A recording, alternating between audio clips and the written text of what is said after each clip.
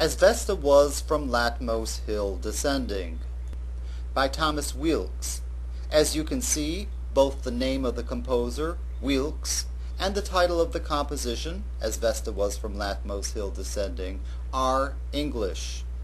Use this coincidence to your advantage when you take the test. As a matter of fact, whenever possible, try to find a way to associate the composer's name with his place of origin. In fact, you will find this done on the précis and the quiz pages of the website. There's a great deal more to be learned from the title of this composition, so let's take a very careful look at it. This composition was dedicated to Queen Elizabeth I of England, one of the most popular of all the English monarchs. She was particularly popular during her time, and we can tell this by the number of artistic, literary, and musical tributes to her. The very title of this composition, As Vesta was from Latmos Hill descending, makes a reference to the Queen herself. Queen Elizabeth I was one of those persons who chose not to marry, and in those polite times, a woman who did not marry was assumed to be a virgin. Whether or not Queen Elizabeth I actually was a virgin or not is absolutely none of our business, but we should remember that she was called the Virgin Queen. In fact, if you take a look at the title, you see a strong reference to virgin in it, and the letter V is the key here. One of our states, Virginia, was named after Queen Elizabeth I, the Virgin Queen.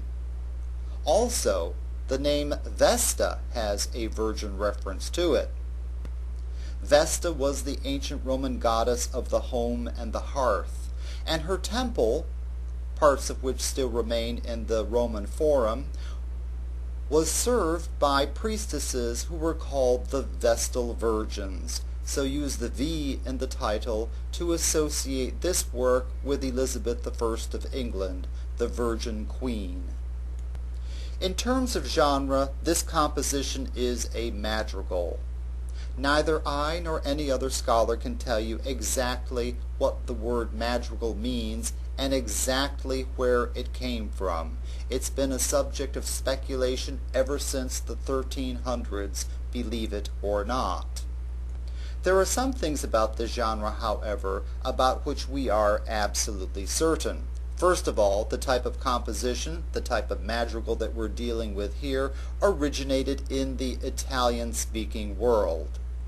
So even though we're taking a look at an English example of the genre, remember that it originated in Italy. In fact, we can tell almost exactly when it emerged as a genre. And this is easy to do because it appeared during the age of printing. If you were to take a look at publishers' catalogs of the 16th century, you would see that the first printed examples of this genre appeared during the 1530s. This genre remained wildly popular for the rest of the century. Hundreds of works were printed throughout Europe.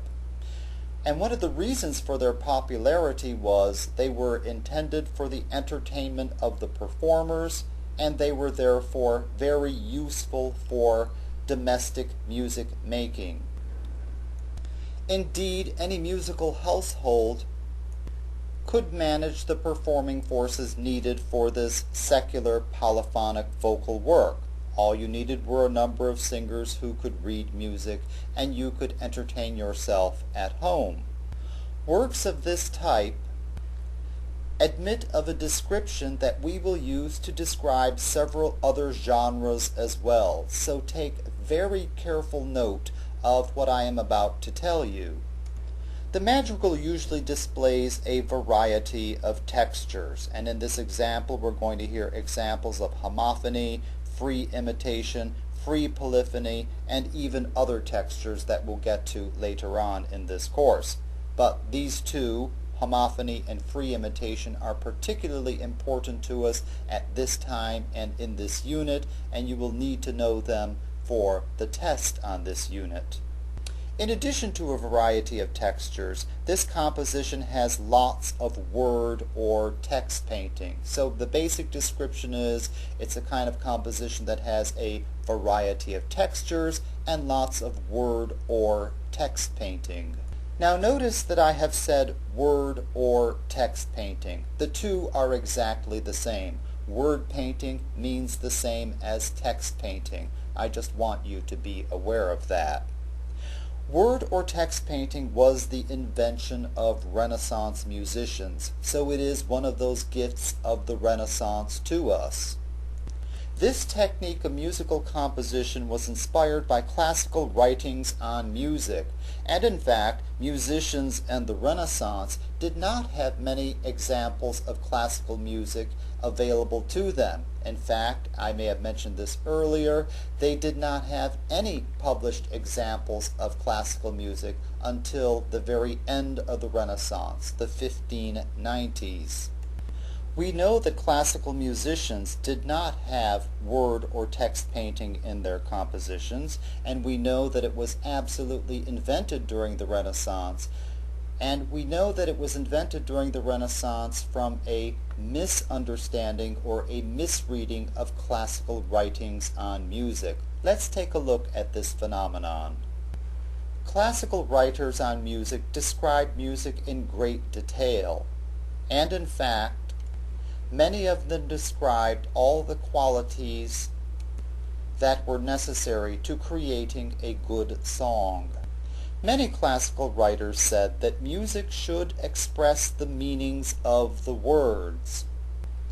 By this they meant that sad text should be set to sad-sounding music, and happy text should be set to happy-sounding music. Now, this seems to be perfectly natural to us, but in fact, people, there is nothing natural about this etheric relationship between text and music. It was something that our culture determined about 2,500 years ago. It was the ancient Greeks who did this for us, and it is something that we have followed ever since. Not every culture in the world has this notion about the relationship of text and music. Renaissance musicians, however, could not imagine that the ancient writers were referring to something quite so simple. So they read and interpreted this to mean something else. Basically, they understood it to mean that music should express the literal meanings of individual words. Basically, they made it far more complicated than it really was. So let's take a look at the musical technique that they developed as a result of this reading of classical writings. Whenever they set words such as heaven, high, or sky to music, they set them to high notes to illustrate the height of these things. Heaven is above us, the sky is above us, so therefore the notes used to express it should be high.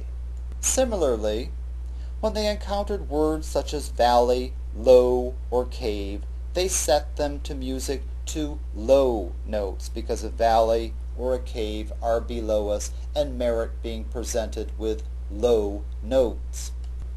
By definition, therefore, word painting or text painting is an attempt to depict the literal meanings of words in music, and we shall hear this technique exercised again and again in compositions throughout this course, and you will find them in your own listening experiences as well.